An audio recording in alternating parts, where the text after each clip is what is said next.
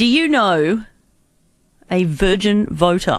840,000 people just like me. And me. And me. And me. Are going to do something For the first time this year. I want to do it right. for the right reasons. For my reasons. I'm doing it because It's important to me. Because it's what I believe. Because we have a voice. We all make choices. about our future. Yours, mine, theirs, all of us. We all have a voice. And need to be heard. virginvoters.com.au virginvoters.com.au virginvoters.com.au Virgin Voters. No jokes, please. It is a name given to first-time voters on a website set up to help young people get their collective head around the voting process. Richard Attia is the founder of virginvoters.com.au. Hello, Richard. Hello, Helen. How are you today? Hey, well, thank you. What is the biggest issue coming out in your work with first-time voters? Well, we thought it was going to be social issues, gay marriage, and we thought it would be healthcare, foreign aid, and so on. But the thing that seems to be coming out of most first-time voters that we're speaking to is education and jobs, which is quite interesting. What else are they looking into? There's a lot of issues that are sort of bouncing around. Foreign aid tends to come up quite often. Asylum seekers is coming up a lot as well. But a lot of them keep coming back to, a lot of 18 to 21-year-olds are students, so they keep coming back to funding for tertiary education and I want to start my career once I graduate. And that sort of is the resounding feedback that we've had from all over the country, from Tasmania, Victoria, New South Wales, Queensland and Western Australia. And what do they understand of the process of casting their vote? Well, it's interesting because I guess like any sector of society, there's a lot of first-time voters who know about their political system, they know how it's structured and they know what they have to do. And then there are some who just feel that politics is so not relevant to them, and so to quote unquote, it's not relevant to me, so I just don't care. And it's been quite interesting to see the spectrum and the rationale behind the reasoning as well. The ones who have said, look, you know what, I just don't care, it's not relevant to me, they're the ones who tend to really sort of not follow politics and don't really understand the jargon, the terminology that we hear our political leaders go on with. And the ones who are engaging, they're the ones who seem to be going to tertiary, university. That they've probably studied, politics at school, and they've got their head around where they want to be going in life. Are you finding there's a common theme of what they want more information on? Yes, it is. It is interesting. Questions which have come up. So on our website, we're basically putting together a bunch of information where people can come and learn everything they need to know about voting in Australia. So we've invited all the political parties to be represented on the website. We've put together a toolkit where in 5 simple clicks people can learn everything from the Westminster system to preferential voting to what happens on the day and what to expect. The questions which are coming back to us, this has been in the last few days, a lot of people have said, could you explain the preferential voting system? And it's something that, to sort of explain that in simple terms is not the easiest thing to do, but we've done our best. And hopefully it answers some questions. This is Richard Attia with you on 936 ABC Hobart and ABC Northern Tasmania. He's the founder and executive producer of virginvoters.com.au, helping young people engage with politics and make their vote count on Saturday. Why did you set this up, Richard?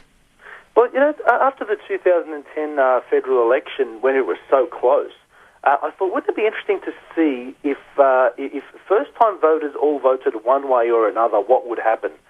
And so we ran the maths and we discovered that around about 6% of the electorate, of the voters this time around, are first-time voters. We then looked at the AEC statistics on the margin, so the amount of swing, the percentage of swing in how many seats would change hands with a swing of 6% or less. And then we found that it was something like 56 seats would change hands with a swing of 6% or less.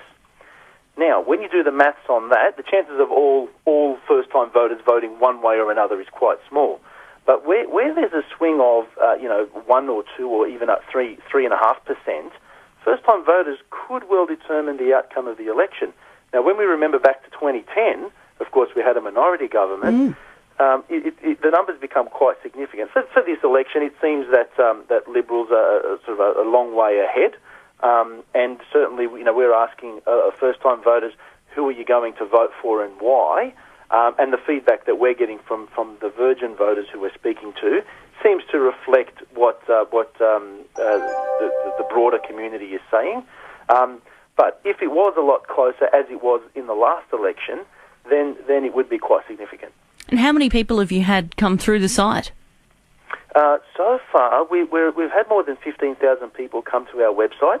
And you know what's interesting? I was just in preparing for this little chat now, I was just looking at our website stats, and we've had the most number of people visit our site in the last 2 days than we've had in the previous 6 weeks since we launched. Uh-huh. So it shows that there's some questions out there that are being asked, and there are people looking to virginvoters.com.au for some answers. From what you are exposed to from these young people, to generalise, how aware would you say first-time voters in Australia are overall? It's interesting because we've been hearing a lot of talk in the media and from around the traps of people saying that first-time voters are not engaged, they're disinterested, and so on and so on. What we found is that first-time voters are interested in politics. They do follow the election and the campaigns and the coverage, but not in the traditional ways. A lot of people are saying, I need the news to come to me. I've got a Twitter account and I follow who I want to follow. I've got a Facebook page. I like who I like. And if the news doesn't come to me, then it's just not relevant. So we're finding that a lot of people are engaged, but the places they go to source their information is different. They tend to not go to the television shows. They just don't watch news bulletins anymore. To buy a paper, they go, why would you buy a paper? It just, people just tweet the news at me. And so it's interesting to sort of see the differences in how they sort of go about finding the news. How do you think that compares to how politically engaged young people are in other countries? Well, we've been following the elections around the world, right? So when you start running a project like this, obviously you want to know what's happening around the traps. And so what we've been doing is seeing what's happening in countries like Pakistan. There's an election coming up in the UK in the not too distant future. There's another one in India in the not too distant future.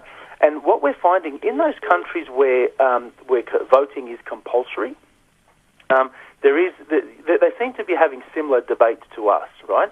And in the countries where voting is not compulsory, what we're finding is that young people tend to not really be engaged in the political system, and the parties are trying to engage with the people instead of an organisation like in Australia, the Australian Electoral Commission. So it's quite interesting to see the mindset behind getting young people engaged. Richard, thank you very much. Thank you so much for your time. I'll let you find out who was trying to get you on the call waiting then. Thank you. I'm so sorry about that. Thank you so much. That's the downside of talking on the phone on the radio. Appreciate your time. Thanks. Richard Artia, the founder and executive producer of virginvoters.com.au. Lots of information on there for young people stepping in to cast their vote for the first time this Saturday.